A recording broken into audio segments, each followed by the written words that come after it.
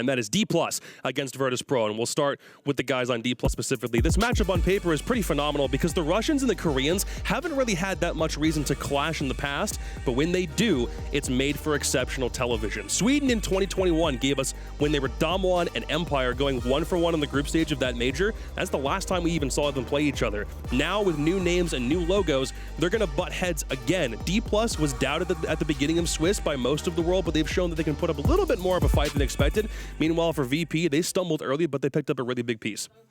Yeah, I think these two teams, in a way, are almost on opposite trajectories because for Virtus.Pro, they're very, their first game was very, very bad, and now they've settled their way into it, and now they're looking good, they're looking hot.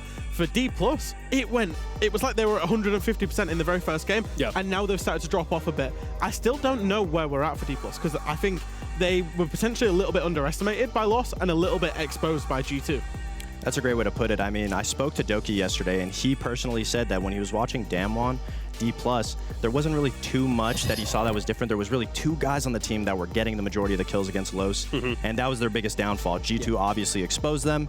That being said, VP, on the first day, they looked very rocky against an aggressive team. They were much better against Wolves, so we could see them on that upward trajectory, or we could see them fall back and struggle against the aggression from Dplus. Big thing for the guys on VP when we talked to Joystick yesterday was the idea that nobody was really calming on the first day. When they played an IP on Cafe, it felt like a lot of things were falling apart. Then suddenly everybody was calming in that game yesterday, and they ended up getting their first dub. Yeah, and I think that's exactly what you're going to see, is that when you've got VP and they're a bit slower, they're much more methodical, is that they play together as one unit to try and punish their opponents. If the communication's off, they're going to leave themselves holes, and that's what I think what we saw. So once they've corrected that, they looked very good. Could you argue that VP does have some, I guess, pressure on them coming in? They smoked everybody in Europe, and now they're kind of struggling against Dplus. Also, momentum. You know, personally, if you're struggling in a first game, it seems like they check out a little bit after a slow win, but they did pretty good against Wolves, so if they start off hot, you never know. Craziest thing about this tale of the tape specifically, Damwon are the single best defending team so far, even though they've only played 2 games of anybody in this tournament, and VP is only just a couple percentage points behind them in 3rd place.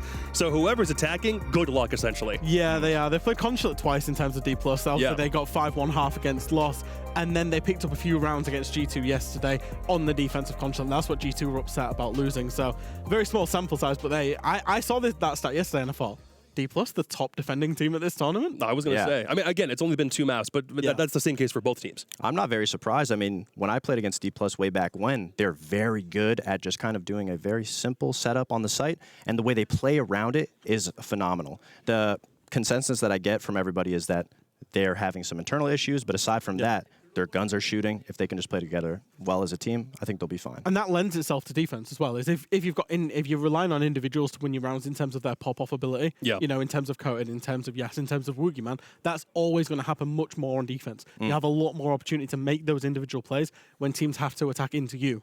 So I'm not surprised to see that they're better on the defense. Let's see if we get a defender-studded map coming up for this first map veto of the day. This one should be pretty interesting. It's Chalet. All right, Fox, give me your first take. Looking at that, I mean, Virtus.Pro, I'm not too familiar if they're good at Chalet in their own regions, but I know Dplus is going to be a very strong map. It's a very aggressive map. You actually have to move on defense. You have to be making plays, going for those retakes. In my opinion, if defense, I don't think the defense stat is going to be hit at all on Dplus. I think they're going to be really strong on that defense. The curious thing here was the last 3 maps for me was Border, Skyscraper, Chalet, because VP do not play Border or Skyscraper. Like, they have 3 maps they do not play, Border, Skyscraper, Labs. So Dplus, instead of banning Border, if they'd have banned Chalet, they would have forced VP onto a very bad map. The only caveat there is Dplus do not play Border at all, so VP could have flipped it on them. So there was a little bit of mind games going on about Border as to who didn't want to ban it. VP traditionally did not play Chalet. This Russian roster did not like Chalet, but they've had to bring it into their map pool when the map pool changes occurred, because obviously they lost a couple of maps that they were good at. All right, real quick before we jump in a game, without any additional context, guys, who's winning? Fox? VP. Jack? VP, and I guess by a landslide based on the pre-show. I was going to say, you got to make sure that pre-show comment actually rings true. We're going to get into game number 1. Remember, 6 BO1s, then BO3s coming up right after it. Samuel Stokes, Stewart, and Carter Link Sandefeld. 6 BO1s indeed, and Sam and I will be your guides for the first 4. And listen, I'm obviously very excited for this game, especially with Dplus being the highest rated defensive team so far in the tournament. That's exciting, but BO1 second and 3. we'll save that for later because we got a lot in store for these promotion games, middle of the pack games. But for VP, coming off a big win over Wolves yesterday, Dplus starting off the Swiss with a big win. Both these teams have some solid wins under their belt up to this point. Yeah, they do, but now this is where the rub's going to happen, right? You have Dplus up against Virtus.Pro, a team that in their own right is fantastic. You look across these names and it instills fear when it comes to the history of Rainbow Six Siege. But that doesn't mean that Dplus Kia can't show up today and give us a little of their own gusto. It's going to be Chalet. They're going to be starting things off on defense. So if there was a time to strike while the iron was hot, Carter, it would be right here, right now. Get your defensive set going for yourself here on Chalet, because if you don't, the wheels could fall off the wagon pretty quick. And as Fresh talked about, the defense being that side where if you have individual fraggers who can pop off in any given round, the defense is going to be easier for those players to find a home, find a ground that they can use to make big plays or what have you. So Dplus starting on this side, if we see players like Coded or Woogieman putting up good numbers, well, Dplus might very well win the half. But if they're starting slow on the defenses, it's only going to get a little harder on the attack. So Dplus right now channeling that individual skill against a 5-man roster that is far more than the sum of their parts. Against VP, making sure you run up these defenses early on, but also allow your star fraggers to not feel restricted by the VP vice grip. That's going to be the key to winning. Yeah. Trying to avoid the triangle choke as much as possible, but easier said than done up against a squad like Virtus.Pro, a team that is adamant about playing their strategy, making minor adjustments, and taking it to the house. We've seen it time and time again. Won some very big events playing like this, runner-up and other things as well. Most of the ban phase here now. Make quite a bit of sense when it comes to Chalet, Habana especially here, trying to get rid of some of that longer-ranged hard breach. More than likely might be leaning into something like some mirror gameplay or something along those lines. We'll just have to see. That is part of Dplus's bans here, at least for the offensive side. Also going to throw Frost in the mix too, something that we don't usually see banned out, but I mean, you can tell why on a map like Chalet. There's a lot of window play that goes on, so just don't really want to concern themselves with looking down. I mean, I would argue this is probably one of Frost's stronger maps. I mean, with how small it is, Frost, in terms of the utility she brings, is really applicable to this map. For the windows that you set as well, for example, clearing out the top floor on a bar games defense, 2 of the key entry points are window hop-ins, the Heaven window and the Library window, single or double for that matter. So getting rid of those Frost mats, or even for the Mudroom window down below, is key. But she also brings a deployable shield, which is one of the biggest pieces of utility on any map, but on Chalet in particular, since so much of it revolves around clearing or forcing the attack to clear power positions on this map. Ironically enough, it's one of the most important, but Dplus Kia aren't running a single deployable shield at the moment, but it reflects the mentality of this team. They run a very simple setup, as Fox said, but like to play around it. So what do we have? Yas on the Solus, Woogieman on the Valkyrie, Coded, of course, on the hard support, but they're bringing odds that are far more flexible and far more mobile. Yep, absolutely. Yas already getting a lot done on this roam clear, or this drone clear rather, as well. So he was able to get 2 drones there. I thought it was 3 for a split second, but we did have one more that was able to slip through the cracks. But still, it's all a consideration here early. Obviously does beg the question on how much info Virtus.Pro did get off of those.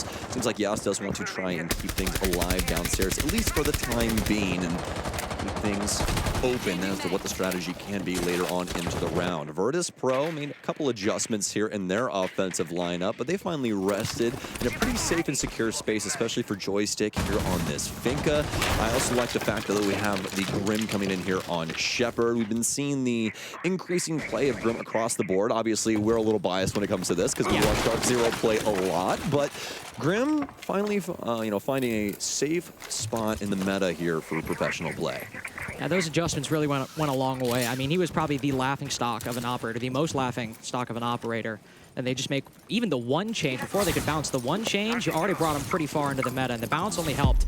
Here's VP, I think, doing exactly what we expected. They like their solar takes as opposed to the library overtakes, despite the small space you're working with. But it's representative of Chalet as well. You need to throw these nades, cook them, throw them at a certain time, and along with the bees as well, they know Harper's playing on the solar stairs, the grenade lands. Easy opening pick for Virtus.Pro. They basically have not had to deviate from their strategy even a single bit in the first half of the round, and there's no response from Dplus.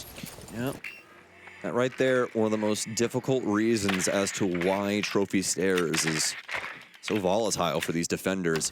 And you might be able to stack up some ADSs and such, but if a team has good clearing like we just saw, 3 stuns in, 3 nades down, then you're more than likely going to end up losing your life, especially with that Grandma playing pressure from down low. They have that info on your swing too. Yep. Nice little shot there, but Coda's going to take some damage. It's actually Soldier to deliver the killing blow to Dan.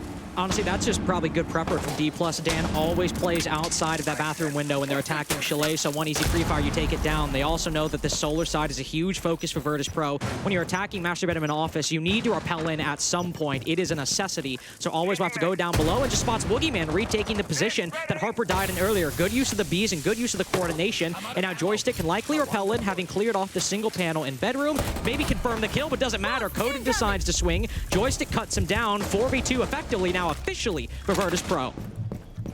Dplus so very concerned with keeping somebody on that stairwell, and honestly it begs a question as to why Virtus.Pro had so much control over that, especially the verticality coming through, and it's just going to allow Joystick to finally take that space. All the window repel angles coming through too.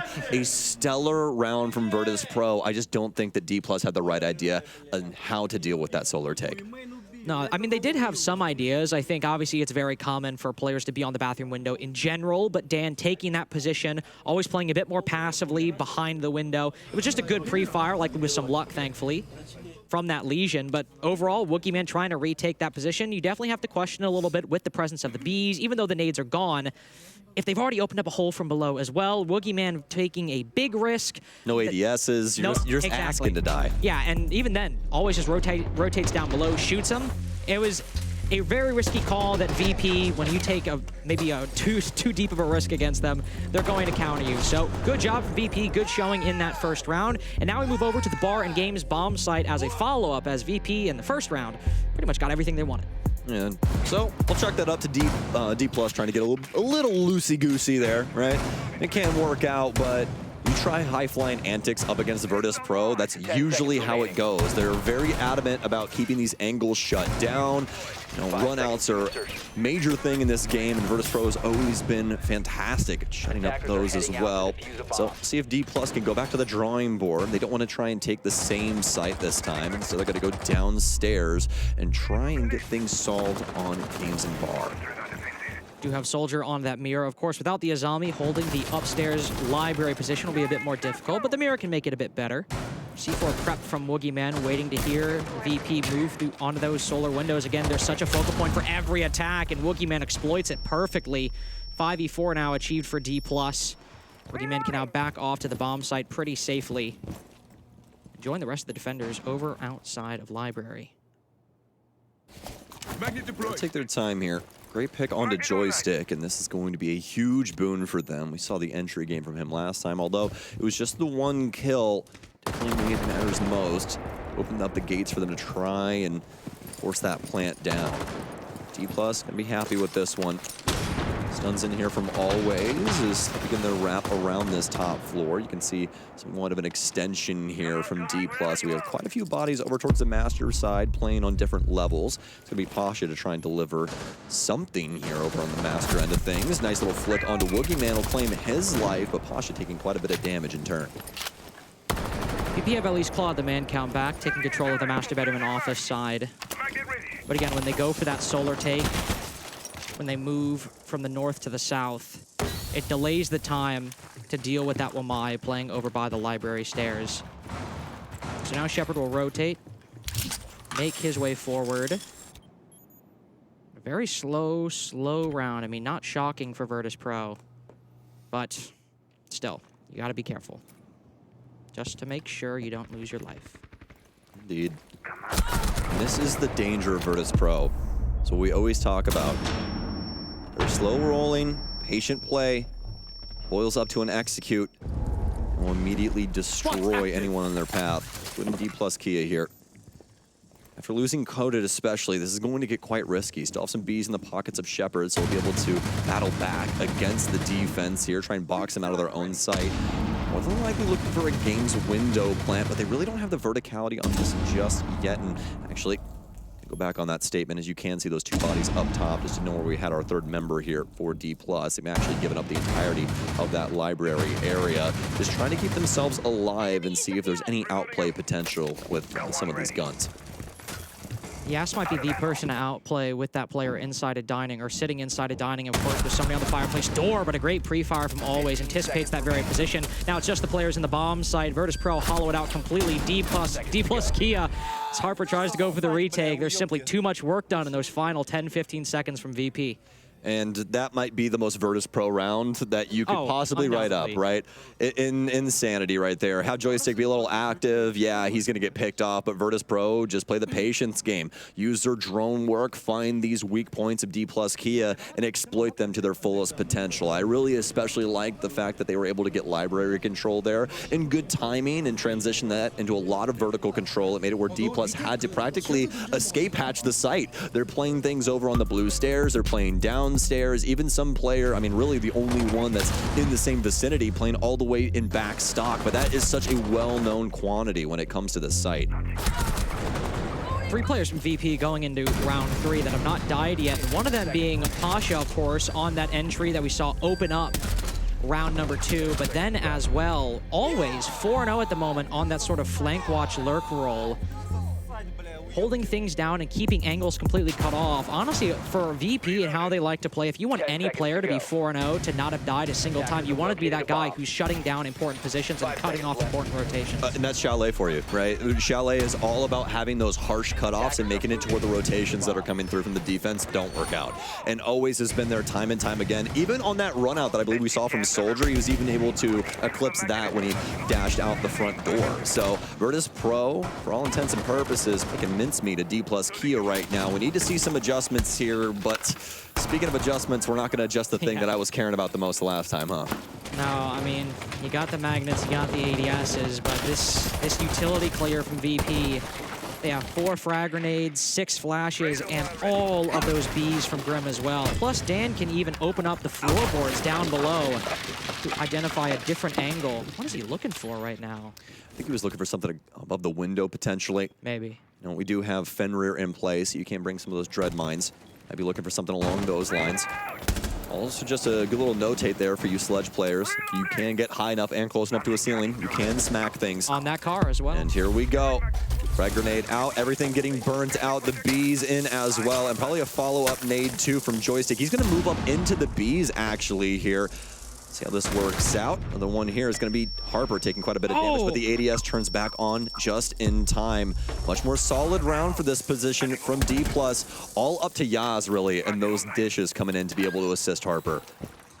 Yeah, I think Dan had the right timing there, at least for when to throw the nade, but the flashes, simply the projectile denial utility just being too numerous, unanticipated for VP. Though Dplus Kia do sacrifice a Valkyrie cam outside, so I suppose they can appreciate that, but the entrance onto Solar Stairs will not be as easy, nor as, I guess you could say, quick, but it will not come at the same time it did before. Joystick even rotating over the library side, cut down by Soldier the moment he hops in through that single window. This is looking like Dplus Kia's round. Yeah, this is looking a lot more like the strategy that was supposed to go off the last time, right? Just this time they had the proper utility in place on Solarium Stairs to lock things up, so it ended up going very, very well here. Had that in play over on the far side too, just to make things a little bit more difficult for Virtus.Pro to try and swing in on Library, although Always will increase his score line to 5-0. Gonna get that pickup here, and that's going to allow Virtus.Pro to start working things from the Library side, although it's going to require a lot of heavy lifting. They don't have any hard breach or anything of the sort, so they're going to have to try and funnel in and take out these players. But Always 6-0 now, gets a huge pick, and if he finds Coded as well, which he just sees for a split second as he opens the barricade, they might just open up this round alongside acquiring a 4v2.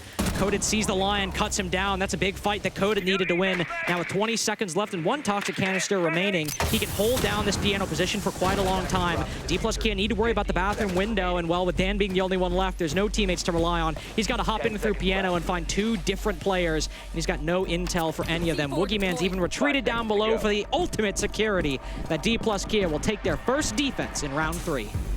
That was a great read.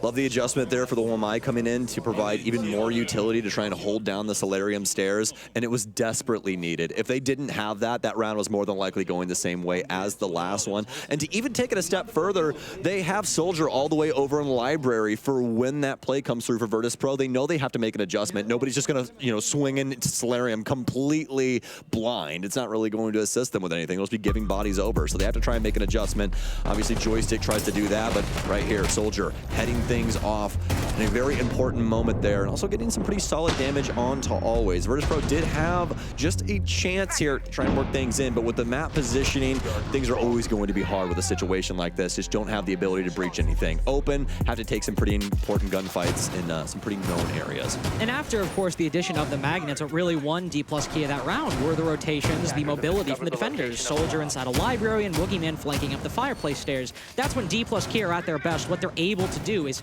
hit rotations, hit flanks around the map that are either unaccounted for by the attack, or they just simply take a fight that is more advantageous for them. So if they can continue to channel that as we move on to Kitchen and Dining, which will feature a lot of the same prospects that we saw in a Master Bedroom Office defense, as well 3 defenders are probably going to be sitting inside a Master Bedroom Office for the vast majority of the round. If Dplus Kia can still maintain control of the Library stairs, or lower portions of the Library stairs, the Fireplace stairs, and even the Solar stairs, in this case, if they can make it work, they'll be in good shape in round 4. And that's the hilarious part about this site, is you can address it the same way. And what do you think Virtus.Pro is going to do? Probably trying to brute force a bit more of that utility, or make sure the 3-2-1 countdown is a bit better. But they've only got 1 set of nades this time, so if that's what they want to go for, it'll be a bit tighter. It seems like we might have potential West main play that could come through a little bit later on if they do want to try and address that, but obviously that's right next door to site too, so kind of begs the question as to how that interaction could go down.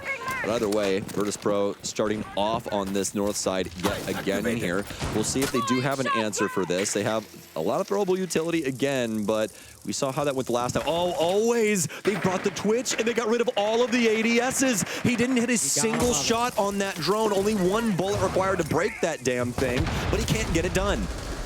And I suppose you can afford a reduction in grenades if you pressure them from below and throw the nade from up above, but that's not the opening pick going the way of Virtus.Pro. Coded able to take down Pasha just at the exact same time, but in terms of map control acquired, VP still very much happy with that clear. They might have lost the Nomad, but their initial win condition for the early round is clearing out Solar Stairs and then the ability to rappel in later. They'll need a bit more time, 15-20 seconds to clear out that single panel on the Solar side, specifically Yas in this position, but once they achieve that, they'll feel happy with this. Oh, Yas. A little worrisome there. Sick.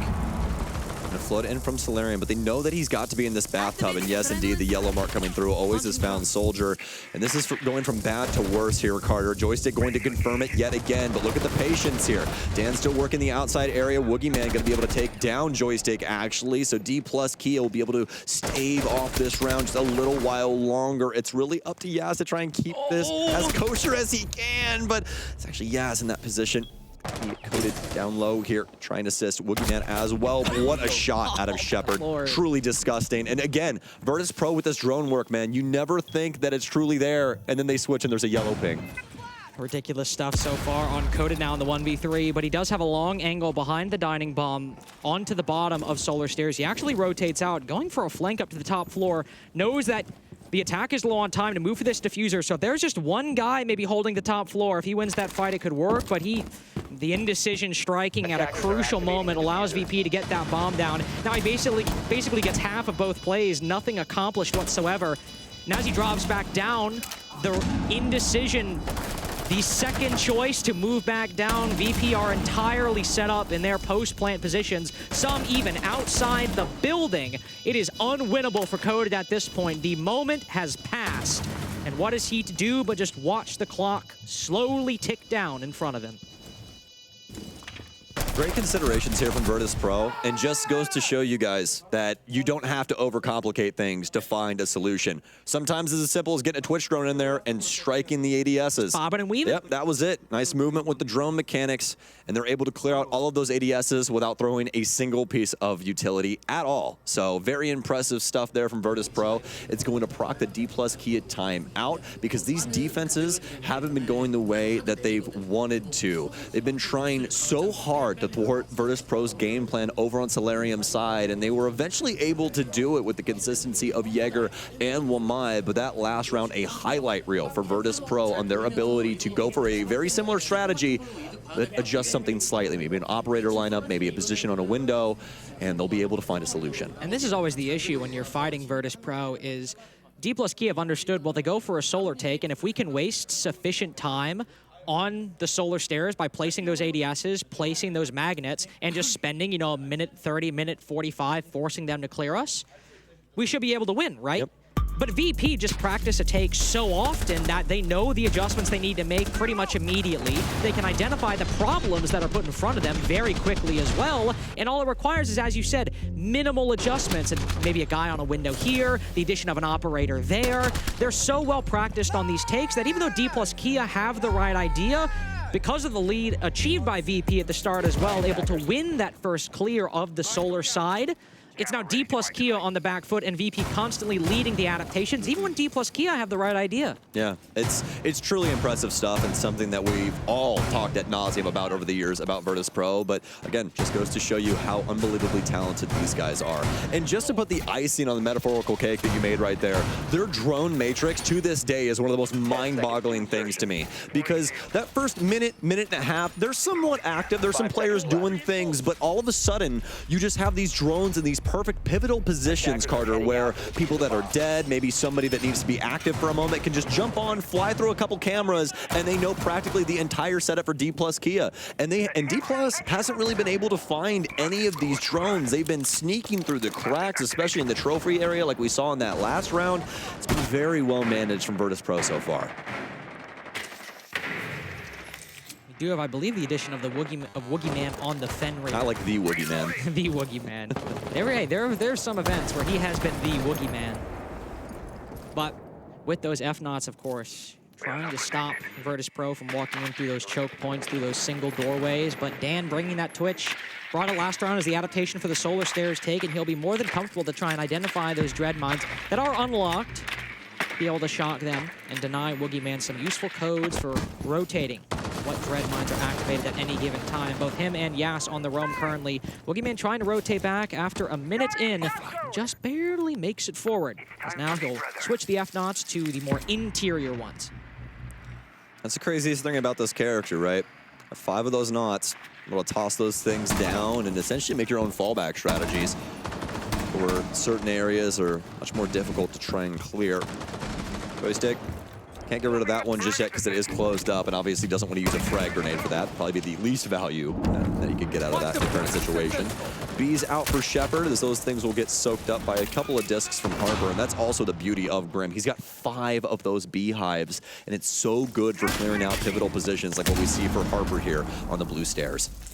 I think the one issue you can say for VP so far is the addition of that Wamai. Constantly seems to be catching them off guard. The ADSs are no problem, but the Gone 6, for example, the frag grenades in the previous round, always one key piece of utility seems to get sucked up by those magnets. So the utility clear is almost perfect from VP, but it usually ends up costing them some important utility. But they have managed to clear this shield, and there are still some flashes to make this gunfight on Library Stairs easier. Yas picks up his first kill to make it a 4v4, and Pasha now looks to make it a 4v3, but the defenders retreat down Library Stairs far too quickly for Pasha to get a handle on, but VP has acquired Library control. No hard breach for Virtus.Pro, and the hatch is sealed up top, so more than likely just going to get Shepard in position and maybe breaching charge a few different areas around this, add some verticality into the mix, and then see what they can potentially get done past that. This is going to require a little heavy lifting in the gun department, folks, so look for Virtus.Pro to try and find their entry points. also with no flashes as well, the only real thing they have to make these gunfights a bit more in the favor of Virtus.Pro is that one singular shot in Shepard's launcher, and it goes out. Will it find intel on any of these defenders? Joystick knows someone will probably flank up the fireplace stairs. Will somebody watch it? Will they just try to hollow out the bomb site? They don't anticipate the stock position. Woogieman start things off right. Yas with the flank. Yas with a triple in the round so far. An easy pickup for Dplus Kia as VP unfortunately succumbing to the downsides of a very late clear. Yes, indeed. And I love that you highlighted the fact that Wamai has been giving them so much grief, because that's exactly what happened. We saw the extended hold there from Fenrir. Fenrir plays out his timing over there on the Solarium side because, let's be honest, we all know where this attack is coming from. Yes, we do. And he slowly falls back, kind of uses his knots in a certain way to where Virtus.Pro have to respect the pressure. They eventually figure out that that setup on the top floor is somewhat manageable for them, but with the addition of the magnets, especially later on, and this is the big brain thing, guys. This is the one thing about Wamai. If you pocket your discs in the proper way and manage them around their stuns and wait for the explosives, you can really give people some problems. And that's exactly what we saw. He's applying those discs a little bit later after those stuns pour in. And I mean, yeah, I might not be able to see, but I'm not getting blown up. So great individual play from the Wamai specifically in that round. I believe Coded in the previous round was the one handling that Wamai, though it's shifted roles a couple times so far. But also Dplus Kia having Woogieman and Yas able to have success on the roam. Yas in particular to flank up fireplace stairs, backstab the attack as they push into the bomb site. They put up some solid rounds so far, and Chalet typically being that attacker-sided map. Even though Dplus Kia are the top defensive team so far, if they can get a 3-3 half here and try and get that win condition they have, well, achieved in the 2 rounds they've won so far, a 3-3 half is more than enough. Well, I won't say more than enough, but it certainly will at least be good going into the side spot. Yeah, and I mean, honestly, when it comes to Chalet, having 2 defensive rounds, you've already crossed the bridge. You're happy with this result here. As long as their offenses are put together, that's what you really have to be concerned with, right? As for Virtus.Pro, though, they're really going to want this 4th round. If this ends up getting tied, then we can start seeing some awkward situations building up here where maybe the analyst desk is breaking down how Dplus Kia was able to take it to Virtus.Pro on this map. He's getting the default cam. Interesting. That's what he's getting when he opens up that hole. Track Sting is also now going out. This is a new addition to Virtus.Pro's clear on this part of the map. No Wamai, unfortunately, for Dplus Kia. They've given it up, so just those ADSs to clear. This should make things easier for Virtus.Pro as the bees fly out. The nade lands on Harper. I mean, we had the adaptation, guys. We had the addition of the magnets. Sure, you could deny the drone economy and switch Yas off the Wamai, but I mean, they just made it easier. They went mad old-timey with this strategy here. This is what we were doing at the very beginning of Chalet. We were taking laser gates, applying them to the Solarium windows, and having Jaeger play down low. But you can see why that becomes an issue, because the laser gates take so long to reset. If VP are good in timing, then you're immediately going to run into some issues, and that's what we see here, as they're going to lose Harper for the 2nd or 3rd time in that position. Woogieman is a known quantity here, folks. If you guys didn't see that drone roll through on him. Looks like Posh is just going to play things patiently, but sometimes players hit some crazy shots in moments like this. Joystick's going to swing in with an Adrenal Surge. I don't think he's going to get too much damage off onto that player. In fact, he's going to go down to a Nitro Cell up top. More than likely just waiting for that Adrenal Surge to come back so he can res himself.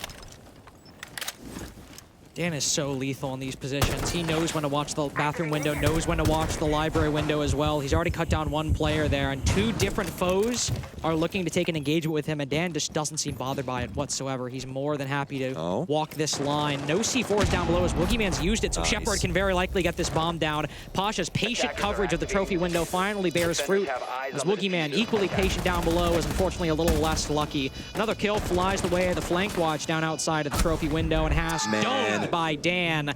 A clinical execute from Virtus.Pro, as the one thing that was tripping them up wasn't even present this time. This is a pretty lean steak here. No fat on this, man. And that's what I love so much about Virtus.Pro, Carter. The fact that they take what is necessary and nothing more, nothing less. It's beautiful every time I see it. And honestly, to this day, still one of my favorite teams to watch when it comes to Rainbow Six Siege, because they will teach you how to play this game just in the way they play. Their patience, their cadence, everything about it dictates victory, and it's pretty impressive stuff. But now, this is where the rubber hits the road, folks. We're switching sides here. Dplus Kia got what was necessary. 2 defensive rounds, but this could be a whole different tale of the tape by the end of this, depending on how their offensive set goes. Attackers have located the bomb. Will it be as coordinated as VPs? Will they be able to acquire, prioritize, have control? Coded was just flirting a little too hard, wasn't he? He was. That's sometimes the issue with trying to get aggressive on those windows, whether you're going against VP or not, is that... I mean... They're just nasty, man. That's the other thing about this team. You're like, oh, they're just kind of standing there. It's like, well, yeah, try and peek them. It's see what happens. it's a rough go at it. For Dplus Kia, though, as they move on to the attacking side, will they prioritize Solar or will they prioritize the library office side? I can see the Pasha on the dock, and normally when you see that, it's going to be a pretty solid library hold, but actually, it's always in this position. Normally when you see the dock, they play this spot, especially if there's a Capital on the board, which they don't necessarily know, but to see the Fenrir there, that's a bit of a utility exposed in a dangerous position. I will wholeheartedly agree with you on this. I mean, you and I casted the game where I'm pretty sure we saw Nip completely thwart the game plan of the offense simply by stim pistoling through all of the damage that was pouring over onto that position. But doesn't mean that it can't work, just means that Doc more than likely might have some awkward moments approaching soon. Could also, I guess, just use Pasha at range if he wants to step up. They can just Doc always that way, but yeah, you're risking things a little bit, aren't you? You are. The angle's a lot different. It's a little bit riskier. We'll see how it pans out for VP. Always already looking to give up the hatch, though. It tries to take a gunfight outside of the single window. Coda taking a little bit of damage from wherever that was from, but here go the firebolts. So basically just force always off once these land, or once these magnets are cleared more specifically. But some are caught, actually. One flashbang goes out. No bolts taken down just yet. But will they land in the proper spots? Another magnet sent out. Firebolt prepped. There it goes, and it forces always out, but he's just threading the needle for the moment and finally drops back. So no Doc there, but a minute and a half wasted. That's still pretty good. And Pasha still, I mean, was able to dock him. So he gets stim pistoled one time before he gets downstairs, so he'll have essentially full HP. Be nice for him. No. Well, Dplus is able to clear things out up top. Let's see if they can try and convert this into some verticality. But the big issue now is that Virtus.Pro still do have two bodies in this area. They have that player over here on the balcony, Pasha, as well as Joystick that's been holding things down here inside of the library entrance. And it's given Dplus Kia so many issues. Yeah, you're able to clear out the Fenrir, but now they have to try and essentially send it into sight. With not a lot of utility as well. Actually, I mean... They have a lot of utility, but it's like... No. So yeah, no positioning. That's the key thing. Yes, that's a better way to phrase it. A lot of flashbangs, a lot of smokes, but with no solid control acquired. Yes, just has to lurk up short, but finds his way into the bomb site. This might work. Yep, he sees him sitting inside his stock. That's opening pick going the way of Dplus Kia. Now the alarm bell's ringing in Virtus.Pro's head. 5v3, 5v2 as Yas finishes off Shepard. Virtus.Pro a little bit thrown for a loop. Dan goes for a big retake though, but Yas, the big player in round 7 to shut this down completely. Pasha alone on the top floor at this point. Got to go for the retake. Pre-aims the prone angle. Impressive stuff, but can't take down the player hopping out of the double window down below in bar. This is a bit workable. Coded and Yas, both on low HP, but the main player is going to fight his Harper on full, but down he goes. Now it's way easier for Pasha. Just a couple bullets in each remaining attacker should be the end of him. Yas makes a big rotation up to that top floor, and Pasha responds. Feels there might be an isolated 1v1 up here, but the time is ticking low. He's got to get both of these kills in rapid succession, and it seems like that's just not going to happen. He might be stat padding at this point, and Yas certainly is. 4K in round 7 to give Dplus Kia their first attack. Honestly, a great round there from Dplus Kia. Obviously, the top floor take not going the way that they wanted it to, but still adamant in their ability to clear out the site. And I think that that's the big oversight there by Virtus.Pro. You're able to thwart things for 2 minutes on that top floor, but then you seemingly don't really understand that Dplus Kia are going to have to go for something eventually. Everyone's just kind of managing things around games, seeing if Dplus is going to try and hop in there. But Yas simply walks in the bar door. There's nothing more, nothing less to it. He just walks right in and kills Fenrir at the back of the site. Not only that, but he also takes down Shepard. That's two huge players. He's carved out the entire thing all by himself, able to also gatekeep as well. A quad for him on the round, and one that Yas will most definitely be happy about. Yeah, VP not known for leaving gaps on their defenses, but that timing with the Fenrir just tucking himself in the corner gave Yas the perfect opportunity to now be the only positive player in terms of KD on Dplus. Kia 7 and 5 now.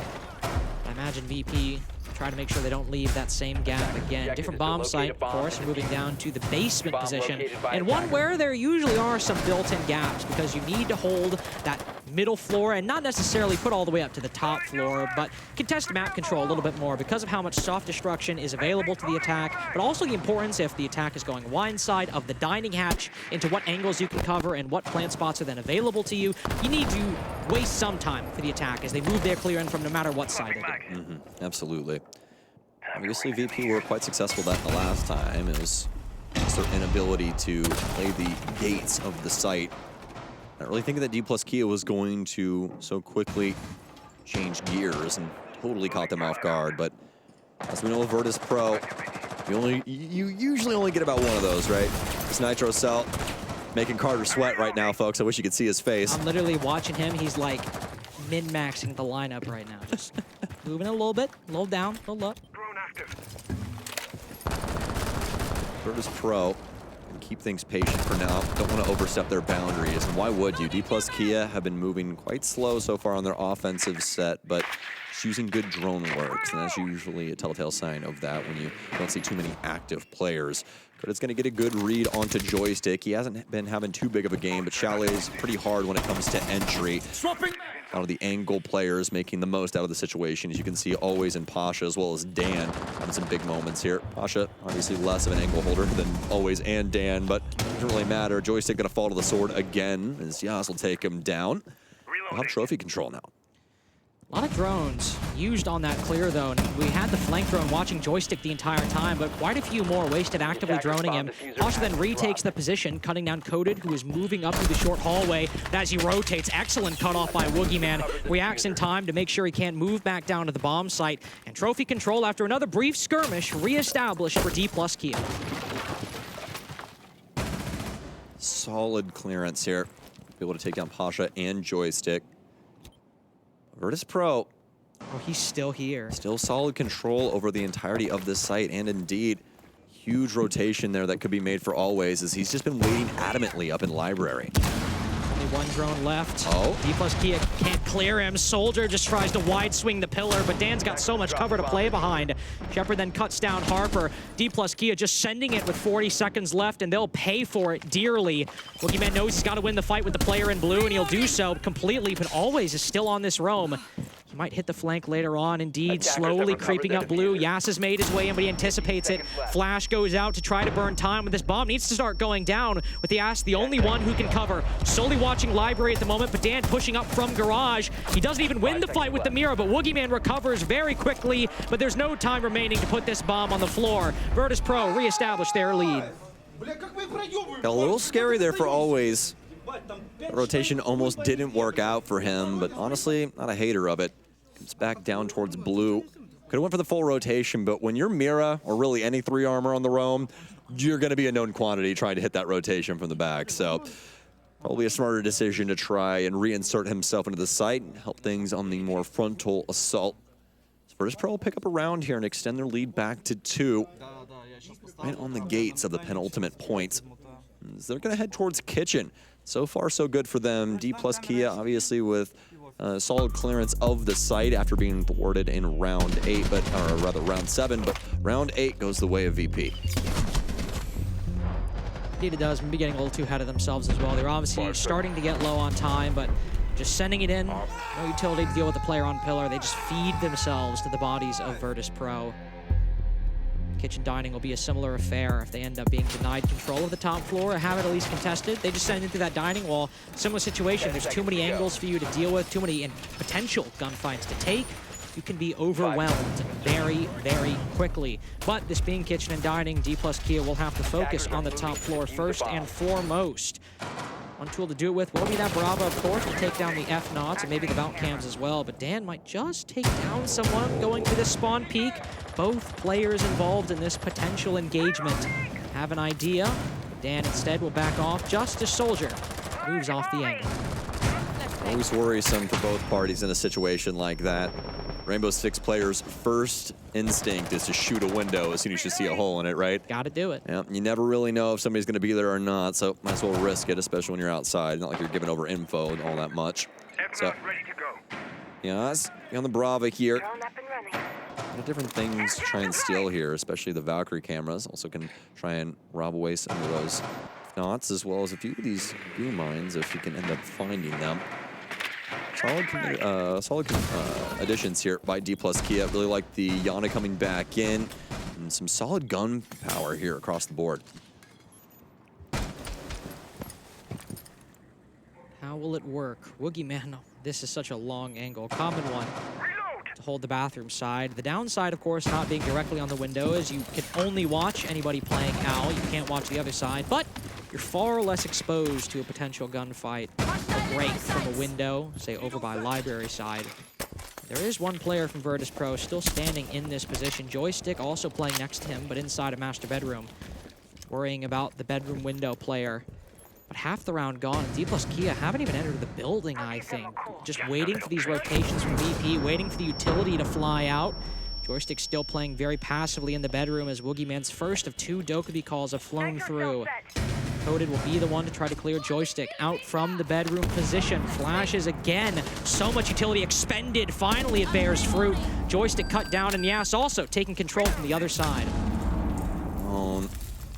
Virtus.Pro going to respond in kind, though, with this Nitro Cells. Pasha will take down Coded. Trying to play things from this downward position as much as possible, and well met, at least for now. Back to the drone work here for Dplus Kia. 45 seconds remaining, and Virtus.Pro are keeping this play wide, especially for Always' sake. He's going to be dedicating himself over towards Fireplace Stairs. And honestly, solid area to be able to hold on to if you can muster it, especially for these late game rounds. When that timer dwindles, the more and more these moments are going to make the most. Always also going to head a rotation downstairs. Might actually come over towards West Hall here as Dplus Kia is building up on this side. Building up, but it needs to be a solid foundation with how low time remaining. No mistakes can be made, no gaps can be left. Chip creates one as he cuts down Woogie Man. Dan just sits in the smoke, domes the player hopping in a trophy window, and there's not even time to get this bomb on the floor as Harper, with 4 seconds left and case in pocket, is still outside. 6-3 for VP. Dplus Kia need 3 in a row to bring this to overtime. Poor Dplus Kia on that one. Those smokes thrown in by the Twitch up top actually gave Dan the perfect position to play from. Exactly. They jump in and they are legitimately fighting smoke. They have no idea where that guy is. There's just bullets flying out of random spots, and he's able to take down 2 big players trying to flood in from trophy. But at that moment in time, Dplus Kia didn't really have anything to be able to try and bowl over Virtus.Pro on their defensive positions. They were able to battle back a lot of things, as well as just keep a lot of map control under their belt. I especially like the plays there from Always, just to keep things active on the roam, because they really didn't know what Dplus Kia's answer was going to be just yet. So, as per usual, Virtus.Pro looking stellar. And just one more round will send them up 2-1. Again, still a best of 1 for Virtus.Pro, but they will be on the brink of promotion. Don't know who their opponent is, of course, just yet, but they'll be in a great spot as Dplus Kia. If they lose this in the next couple rounds, they'll move down the elimination best of 3s. Position they found themselves in last time in Copenhagen, getting 1 run, but then still being eliminated in the 1-3 spot. Virtus.Pro, of course, also moving down 2-2. So just because they'll move to the promotion does not mean they're guaranteed to win it. But they'll at least be happy they've got another shot at making the main stage that they missed just a few months ago. Master Bedroom Office is what could potentially be the final site defended by Virtus.Pro on Chalet. Not a lot of changes, always on that Valk. Can still get aggressive on the roam like he's been trying to do. Dan, Joystick, great ops to hold down positions. Even if Joystick is not having the game he wants, as long as he can stay alive with those magnets, he's adding so much value to the defense. Most definitely. A bit of different feel when it comes to your defensive players losing their lives early on, but as for Joystick's offensive set, somebody has to get in the building, right? It's usually going to be him, and like we were saying, Chalet is a lot of angle holding. That's why you see the stat lines that you do, although Pasha has been getting pretty aquatic himself and finding some really highlight moments. Dplus Kia, honestly trying to take a page out of Virtus.Pro's book here, looking towards that Solarium side, but VP know a lot about what's about to happen here. You can see these angles building up towards trophy window, as well as some other things. Solarium Nitro out, but Yaz, and practically a mimic from what we saw in their interaction when the shoe was on the other foot. The Nitro cell will land on deaf ears. Dplus have so much pressure on this particular position. The nade's so easy to land for Dplus Kia. I gotta say, VP, a little bit of a problematic setup, but Dan at least trades it out, moving or taking down Coded down below inside of Trophy. But you lose always on that spot. But even if you do, I mean, half the round gone, as long as this player playing on the single wall, I believe that's Shepard on Legion, as long as he can hold down this fortress, hold down, stop the attack from moving too far into Solarium, losing always won't matter as much. Another nade goes out from Yas. It's Joystick and Shepard in this position, facing the Dplus Kia attack that need to shut them out for this final minute. If we're to put Yas in here too, honestly, they could go for more of a distracting measure and just keep Yas around this area and try and hit a rotation if they really want to, but obviously all up to them. In a 4 versus 4, there's a lot of things to consider, and I mean, as long as Woogie can play actively and Joystick's distracted, why not try and push things forward? Gonna be able to get that big kill, and Shepard might be a known quantity here too. They're gonna try and warm up the drones yet again, as they do have some time in order to do so. He'll hop this by, but it's really on to Shepard as well as this play here at the back end to try and solve this problem. I think they miss Shepard, though. I mean, they might know it's a general position. They certainly know about Pasha. But the drone didn't spot him directly. It even spots the defender far behind him. That's Dan. He gets Woogie Man. Are they aware of the Legion? Are they going to be aware of this office? This could be the game right here with solo time remaining. If they've undroned Shepard just around the corner, they've got no idea. He's got about 2 seconds before he peaks. There we go. Just tied. Cases right next to you. He swings and falls. He can't play it. We'll have to. He can't play it because of the goo mine. You gotta love Legion's utility, even from the grave. Shepard, one goo mine in a dream, wins the Chalet 7-3 for Virtus.Pro. They have a solid general idea, Lynx, but they don't go about checking things fully. And the only room they didn't check is the downfall of that entire round. They think that they can safely plant. They think that they have finally pushed Virtus.Pro back off of the site, but Shepard, waiting patiently inside of the master closet, is the one to seal the deal. Very well done from Virtus.Pro across the board. Their offense is well put together, their defense is looking solid, and that's all without Joystick lighting the world on fire. And ultimately, in a game of 2 slow teams, the team that is the best at finding the gaps in their strategy and then filling them before they go in for the execute, that's the team that's going to win. Whether it's on Chalet, whether it's on Oregon, no matter what map it is, if you're going to attack or execute late, you need to make sure you have droned every little thing and considered every little factor that might tip the scales in your opponent's favor. And that was Virtus.Pro today. Dplus Kia simply left more gaps. Similar to NIP in the play-ins, another slow team that left a lot of gaps with 30 seconds. Virtus.Pro just proved to be one of the best in the world at their play style. But with that, we'll throw it back to the desk to talk to one of the VP players about their big win. Appreciate it, gentlemen. We are on desk up with Pasha to talk about how VP knocked off Dplus. Dude, first off, congratulations. That was a really good win. Talk to me about that last round specifically, because was that just a goo mine stuck in the planter's light? That's what it looked like, at least from here. Yeah, it was a goo mine, and actually, in recent scrims, we got a lot of goo mine kills, and I was wondering why isn't that things happening in official games, and it happened. Wow, that's crazy. And, yeah, that's crazy. So how come you went to Chalet today against Dplus? Well, honestly, we were expecting Chalet or Skyscraper, and basically that's what maps left on the ban phase.